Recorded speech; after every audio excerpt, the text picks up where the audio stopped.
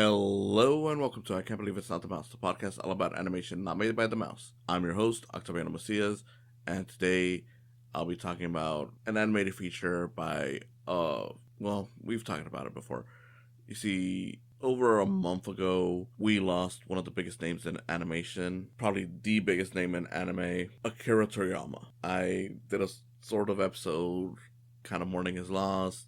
I wanted to talk about something that was related to his work. Unfortunately, when it happened, it was so close to a new episode airing, but I didn't want to just ignore what happened, so I just did a quick thing. I finally got a chance to talk about what I wanted to do in regards to the whole thing. So, of course, the most famous thing that Akira Toriyama did was Dragon Ball. Most people know it as Dragon Ball Z and in the West, just because when it came time to do the latter part of the story, they called it Dragon Ball Z on the show. That's the version that a lot of people here in the US got to know. A lot of people think that Dragon Ball is the prequel. And for a while, it lay dormant until it came back around the mid-2010s. Now, before we get started on the actual episode itself, please subscribe to my YouTube channel, comment on the video if you feel like you need to say something, like it if you enjoy it, and if you want to keep up with any other videos that I do, ring that bell for notifications. And if you're just listening to this on one of your favorite podcast sites, be it Spotify or Apple Podcasts, do add this show on your list. In any case, let's get back to the show. This is not the start of where Toriyama returned to the series proper. Little story, just to get you guys to understand. Akira Toriyama was pretty much done with Dragon Ball for the longest time, and realistically that he went as long as it did is surprising given that a lot of his stuff is usually very short. Of course, we eventually got a Dragon Ball movie here in the US, Dragon Ball Evolution. It was a live action movie that was not very good. It messed with a lot of things. I know the common complaint, the biggest thing that a lot of people point at as the big flaw was that it was whitewashed. While I'm not gonna say it wasn't, it was, in my opinion, the furthest thing from the problem. Just because Dragon Ball itself, at least to my knowledge, has never been one that fully states where they're supposed to be at. So it kind of feels like, I mean, does it have to be necessarily Asian? Like, yes, of course I would prefer it just because it would match with the person, with the place that it's from, but there's no real reason that it has to be Japanese characters when the character that we're following is based on a Chinese legend and is later on to be revealed to be an alien with the Superman background. So I don't think it really matters all that much if they chose to make it with a white cast. It definitely is disappointing, but it's not the biggest problem of the movie. Honestly, there's a lot of things wrong with this thing, be it the story, the setting, how generic it gets. I don't know. It's one thing where I'm like, the cast itself is probably, I don't want to say a highlight, but one of the better things about the movie where I feel like, okay, they at least, I don't know, I don't want to say that they were trying their best, but they definitely weren't trying to ruin this thing. There was actually some real fans in there, so can't blame them for that. Regardless of it, it sucked. It didn't make money. It's pretty clear that this thing probably only existed just so that Fox could retain the rights to Dragon Ball a little longer, since that's a common thing that movie studios do when they have the rights to things. Big mess. But you do have to look at the bright sides of it. Because it was so bad, because it was such a mess, and because Akira Toriyama was apparently disrespected throughout it, where he tried giving some input and they didn't listen to any of it, it resulted in Toriyama deciding, you know what, I can't let this be the legacy of Dragon Ball. I can't let people think that this is it. So he decided to go back to it. The first major feature to return to it is the Battle of Gods, which I remember when it released, I know the big thing was like, okay, you got Toriyama involved with this. But for me, putting aside that we hadn't had anything new from Dragon Ball for a long time, it was also at a period where I wasn't too big a fan of Dragon Ball. Like, pretty much I was going into, I don't want to say the angsty teen phase, but that kind of is what it feels like, where I was like, okay, this stuff is dumb. I'm into smarter things. This is just ridiculous. You know, I do like Dragon Ball, but only the classic Dragon Ball. I don't like the action-filled Dragon Ball Z. Of course, there's a lot of problems with that because the US really hammered in the action aspect while removing a lot of the comedy from it. So it was like a whole thing where it's like, okay, I'm not really all that strongly interested. And it was just like, okay, well, you know, so what? You know, you got him involved. He's done like the designs of characters from like GT and some of the movies, so it's not like he's never been involved since. This is not something I can take seriously as this continuation. It's just another movie. But then this one came out, and that's the real subject of today's episode. After all that long talk, which is Dragon Ball Z Resurrection F. When this came out, and seeing it, you know, had the same thing. Akira Toriyama was involved. It's a new story. Frieza returns, and you know all that stuff. I was like, oh, okay, so I think this might actually be back. I don't know if they had announced already by this point that it was coming back as a show, because I know Dragon Ball Super shortly released, and the thing about Dragon Ball Super is that it did have this and Battle of Gods as arcs within the show. Like, they extended it. We're not talking about the extended versions. I personally have no interest in really watching the extended versions anytime soon, just because I feel like you kind of already nail it in the movie. You don't need to add more meat to it, and I feel like a lot of people are on that same page. Regardless to say, I'm focused on Resurrection F, the movie. All things considered, you know, when this one had finally released, I had started to turn around again on Dragon Ball. A big part of that was Dragon Ball Abridged, where it kind of, you know, gave me something funny to watch with Dragon Ball Z, and understanding how it worked and how some of the jokes were done, realizing, okay, so some of this stuff was just the results of bad translation, and it was maybe my own angst that was, you know, having me turn against this wonderful show. Obviously, it wasn't ever perfect, but you know, I was giving it treatment that it didn't really deserve. So yeah, I saw Battle of the Gods, admittedly online, and then I saw this one. Didn't see it in theaters. I kind of wish I had seen these movies in theaters. I wouldn't see it until the following one that they did, but we're not talking about that for now. Resurrection F became the one where I fully realized, like, yes, we're back. This is gonna have its return. It's gonna have its story expanded, and again, I really enjoy it. I can't say that Resurrection F is for non-fans of the show. It's definitely something where if you've never seen anything of this, you might be lost. Well, not might, you will be lost. I think it does try to explain some of the stuff well enough for non-fans to get involved with. And to an extent, I think it's easier to grab onto than some of these other movies, especially because that's my major issue when it comes to a lot of anime movies. They out then do so little to introduce you to the characters of that world that if you're not following like the anime, you'll be completely lost, or you'll see a character pop up and you're like, okay, who the fuck is this? This one tries a little bit better, tries to be a little bit better, and I imagine that part of that is because it is something that is actually more canon to the story, because the biggest issue I have when it comes to a lot of anime movies is that a lot of them are non-canon stuff. It's the main reason why I wasn't too crazy before Battle of Gods came out, because I was like, well, if this is another non-canon thing, why should I bother watching it? Only to realize, like, oh, okay, so it is a canon story. With Resurrection F, if you're not a fan, you will get some help, but I still would recommend knowing a little bit about Dragon Ball before going into this. Once you get past that hurdle, fun movie. I can't, of course, fully recommend it just because of that little feature, but since it is Dragon Ball, it is one of the most popular things out there, so even if you don't follow it enough, you at least kind of know a little bit. I mean, I feel like most people are aware of the whole 5-minute joke, where basically it's like, you know, hey, Frieza said that he was going to blow up the planet in 5 minutes, but it's done over the course of like, you know, 100 episodes or whatever of them fighting. So it's not a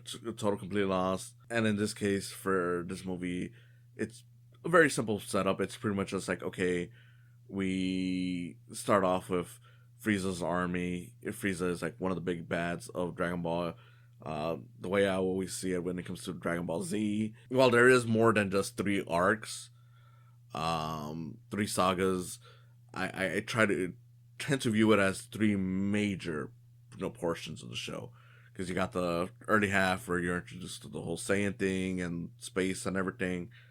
While there are various villains, like at first you have Goku's brother Raditz, and then the other Saiyans like Vegeta, who becomes an ally.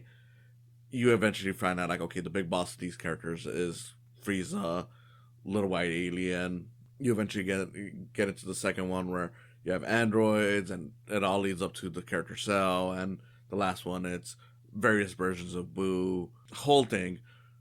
That's how I kind of try to break it up as simple as possible without breaking it up even further, because, like I said, there are technically multiple sagas and arcs between each one of these.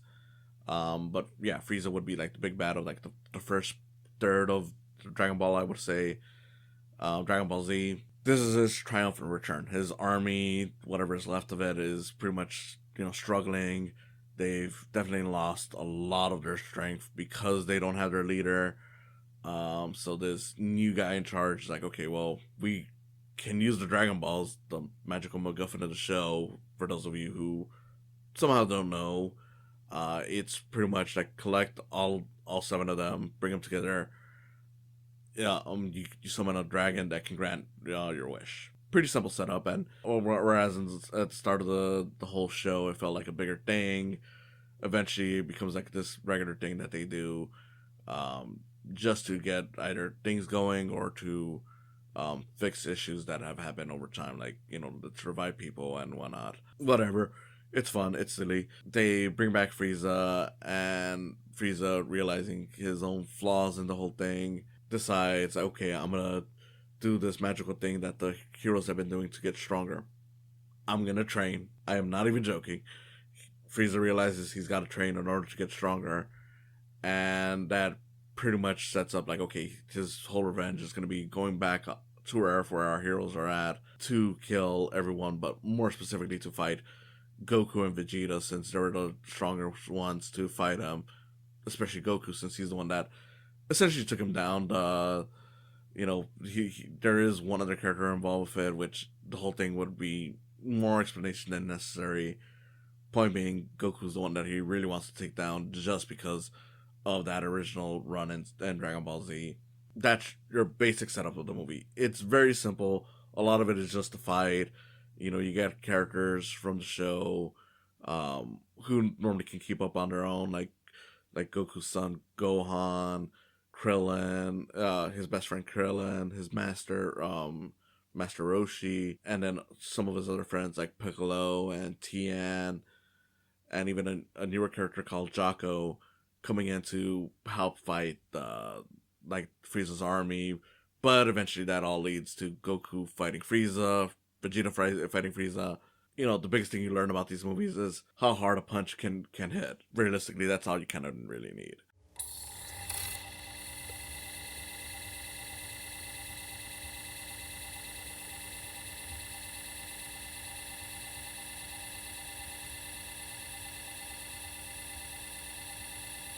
Now, to add some, I guess, detail to this, the return of Dragon Ball was kind of interesting in that, you of course had the movies. Stuff in Battle of the Gods does affect what happens here. In that one, they introduce like, okay, well, here's this new form called Super Saiyan God. This one introduced the next step further from that. If you don't know what a Super Saiyan is, it's essentially a super form. It used to be that they turned blonde. It was a whole thing where, in the comics, since it was black and white, it was a way to cut down on inking. Akira Toriyama is a genius. Was a genius. When it came time to this, since it's different in animation, they were like, okay, let's introduce him with red hair and Battle Gods, and in this one we have the blue form. Whatever.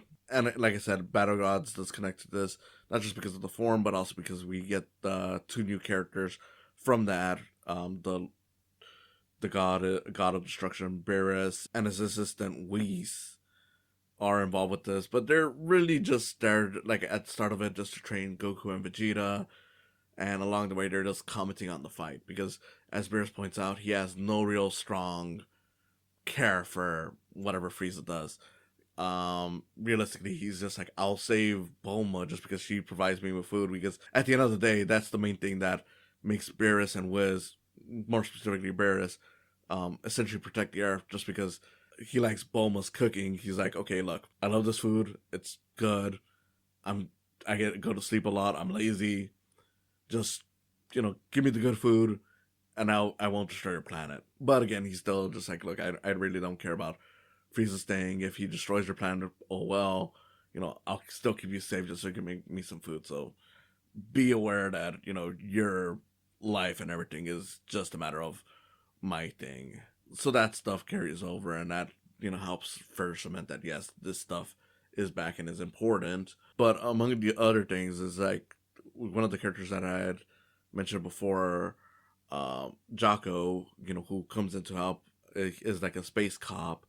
He really comes into the movie just to warn them about Frieza, but Bulma drags him along. She has a past with him, and it's interesting how that happens, because that this actually came about from a manga that was done. I'm not sure if it was before Battle of the Gods or at the same time or whatever, but Akira Toriyama wrote a short manga called Jocko the Galactic Patrolman about this Jocko character, where basically he gets to some misadventures. He's basically there on the planet to try to stop an alien from invading the Earth and destroying it. He meets up with some other characters. They have their moments, they have their fun, whatever. And it's eventually revealed that the main girl that appears in the story is actually Tights, Bulma's sister, that up to that point we hadn't known. Turns out that the alien that he was trying to prevent from invading Earth was actually a baby Goku. So it actually ties it up to the start of Dragon Ball and whatnot. So he knows Bulma through the sister Tights, and it's just one of those things that's kind of cool. It's definitely worth reading if you've never read it. I don't know if there's any plans to adapt that whole story into a show. Maybe there might be, now that Toriyama's passed and they want to do more with his work. Or maybe it'll just be left there to be something that you can read. I don't know, but it is a cute story. I would definitely recommend it.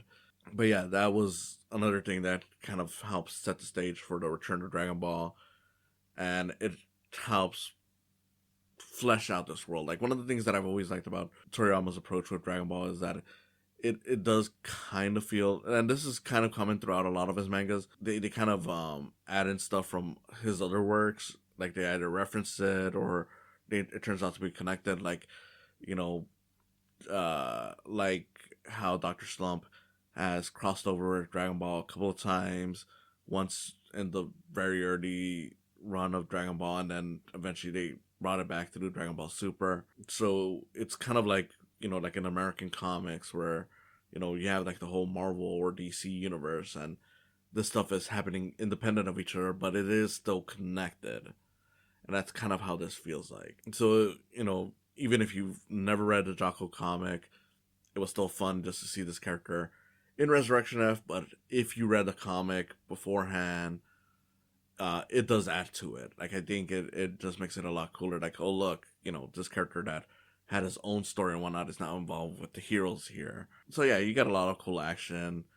The animation is very nice for it. It's, of course, a higher budgeted version of the kind of stuff that you would see on the Dragon Ball show. It helps make the fighting a lot more energetic, because this is a movie. It means that there's no real point to having it slow down, so it comes out quick. The punches are faster than what you would normally expect from that stuff. You can always see it.